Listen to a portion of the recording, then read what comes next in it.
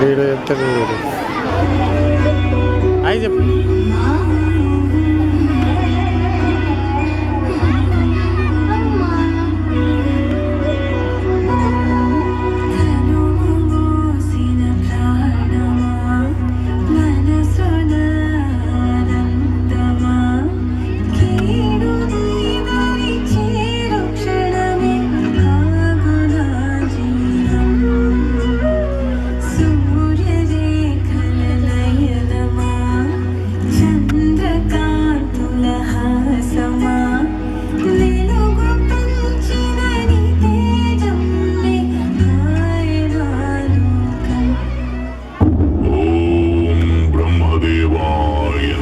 నిస్సందేహంగా మహాబలశాలివే.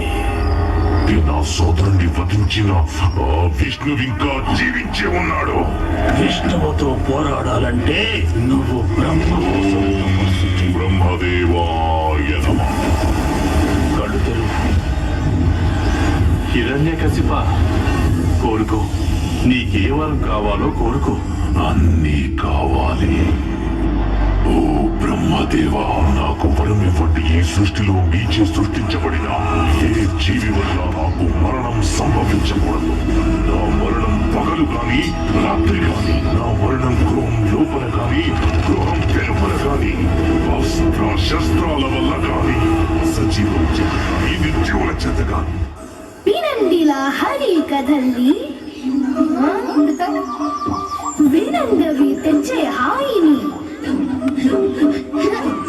ప్రతి ప్రాణి హరి తోచుని, ప్రపంచమే ధనాధీనమే.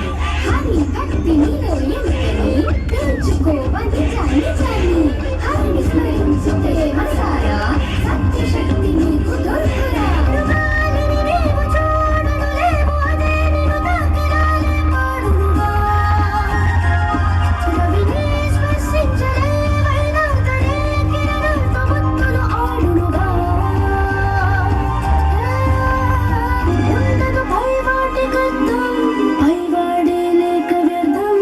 నీ ఆత్మహృది దీపమై అగుపించలోన హరి విశ్వరూపం.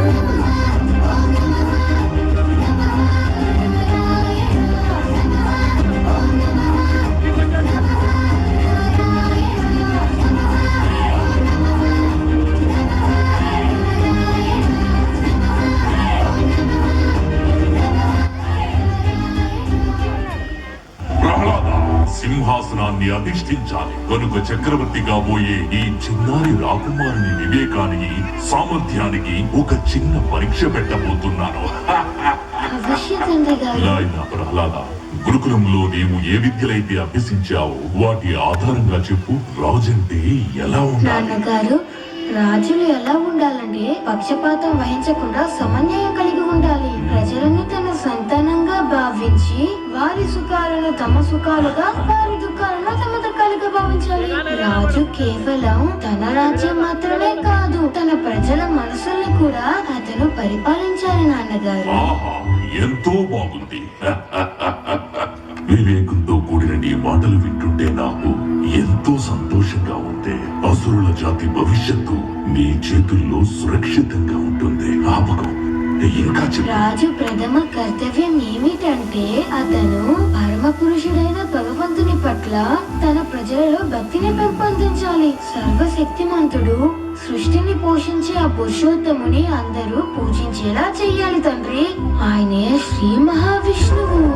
అజ్ఞానం, అహంకారం, మోహమాయల్లో పడిపోయే కోటాను కోట్ల జీవులు ఈ లోకంలో అంతులేని భవసాగరంలో మునిగి తేలుతున్నాయి. ఈ స్థితిలో వాటన్నిటికీ విష్ణువనే నావ ఆశ్చర్యం కలిగిస్తే అవన్నీ ఎంతో సునాయాసంగా భవసాగరం. నేను ప్రహ్లాదునికి మరణదండన విధిస్తున్నాను. మనమంతా అసురులం. ఇటువంటి పిచ్చి ఆటలు గురుకులంలో ఆడకూడదు. ఆయన ఎలా కోరుకుంటే అలా నాతో వ్యవహరించగలరు. ఎందుకంటే ఆయన ప్రతి పరిస్థితుల్లోనూ నా స్వామియే. ప్రహ్లాద, నీచుడా, అధముడా, కులద్రోహి, మళ్ళీ తప్పించుకున్నావా? ఇలా పదే పదే వచ్చి నీ ముఖాన్ని నాకు చూపించేందుకు నీకేమాత్రం సిగ్గనిపించడం లేదా? మాయావి తిరిగి పొంద విష్ణువును నేను వదిలిపెట్టను. ఆ విష్ణువు గొప్పవాడో తేల్చాల్సిందే. ఏయ్! నీవు ఆ విష్ణువు తొత్తువే కదా, పిలువ అతన్ని. కనీసం నీవు పిలిచినప్పుడైనా అతను నా ముందుకొస్తాడేమో చూద్దాం. ఈ రోజే తేలిపోవాలి. మా ఇద్దరిలో పిరికి నక్క ఎవరో, సింహం ఎవరో. ఇక్కడ ఎవరైతే లేరో వారిని పిలవాల్సి ఉంటుంది. మీరు ఎవరినైతే పిలవాలి అనుకుంటున్నారో ఆయన సర్వాంతర్యామి, సర్వత్రా ఉంటారు. ఆయన సర్వవ్యాపి. ఆయన ఈ సభలో ఉన్న ప్రతి అంశం, జీవి, ప్రాణి, నిర్జీవ వస్తువులో కూడా ఆయన నెలకొని ఉన్నారు. చాలించు నీ వాచాలత్వం. నీ విష్ణువు అంతటా వ్యాపించి ఉంటాడు కదూ? అలా అయితే అతను ఈ స్తంభంలో కూడా ఉండాలిగా. అందులోనూ ఉన్నారు. అయితే నీవు ప్రార్థించు ప్రహ్లాద, నీ మాట నిజమవ్వాలని. ఒకవేళ అతని ఈ స్తంభంలో లేకపోతే గనక ఈ రోజు ఈ హిరణ్యకశిపుడు ఈ నిండు సభలో అందరి సమక్షంలో ఖడ్గంతో నీ శిరస్సును ఖండించగా మారడు. నేను నీ విష్ణువును సవాలు చేస్తున్నాను. ఈ రోజు అతను నా నుండి నిన్ను కాపాడగలిగితే కాపాడుకోమను. తన భక్తుని కోసం ఆ విష్ణువు ఏం చేయగలడో నేను చూస్తాను.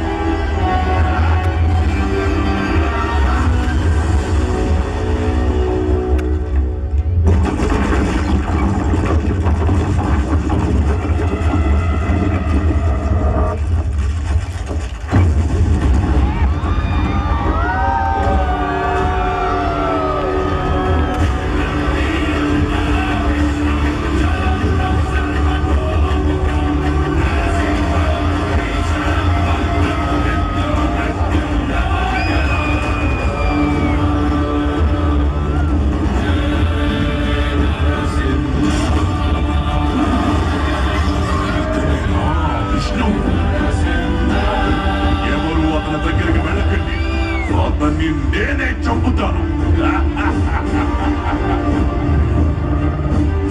చివరికి నా ముందుకు లాగే వచ్చా. నువ్వే నీ అంతాన్ని పిలిచావు. నిన్ను నాశనం చెయ్యడానికి నేను వచ్చాను. ఓరి బహురూపి, శత్రువులతో పోరాడేందుకు ఒకసారి పందిలా ఒకసారి సింహంలా వస్తావు. నిజ రూపం చూపించలేవా? నా రూపం ఏదైనా కావచ్చు, ఒకటి మాత్రం నిశ్చయం. ఈ రోజు నీ మరణం తథ్యం. నీ సోదరుడు హిరణ్యాక్షుణ్ణి ఏ విధంగా సంహరించాలో నిన్ను కూడా నా చేతులతో అదే విధంగా సంహరిస్తాను. శత్రువుని సంహరించగలిగే సత్తా లేనివాడే ఇలాంటి బెదిరింపు మాటలు మాట్లాడతాడు.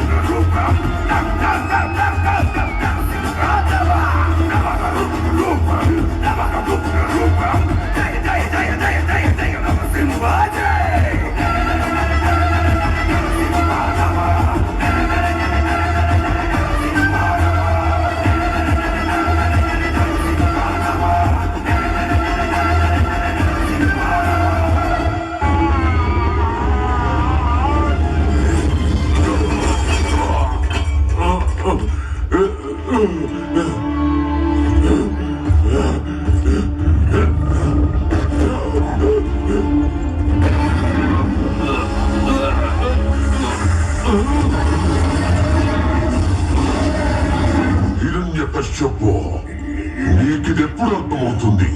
నేనే ఈ జగత్తుకు తండ్రినని. బ్రహ్మదేవుడు నా సృష్టి, నేనే సృష్టికర్తను, నేనే భగవంతుడిని. మూర్ఖుడా, నన్ను చూడు. నేను నరుణ్ణి కాదు, మృగాన్ని కాదు. నేనే నరసింహ. అస్తమిస్తున్న సూర్యుడిని చూడు. ఇప్పుడు పగలు కాదు, రాత్రి కూడా కాదు. నువ్వు గృహం లోపల లేవు, అలాగే వెలుపలా లేవు. చూడు, నువ్వు గడప మీదున్నావు. నువ్వు భూమి మీద లేవు, ఆకాశంలో లేవు. నువ్వు నా తొడల మీద ఉన్నావు. ఇక శస్త్రం సంగతి విను. నా గోళ్లను బాగా చూడు. ఇది సజీవము కావు, నిర్జీవము కావు.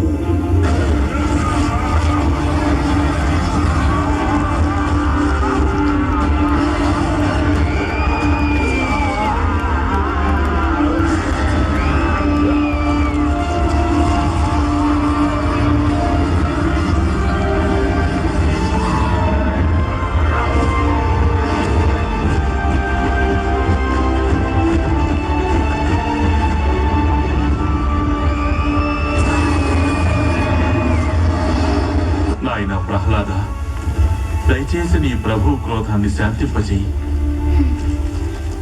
దయచేసి శాంతించండి ప్రభు. చూడండి, అందరూ ఎలా భయపడుతున్నారు.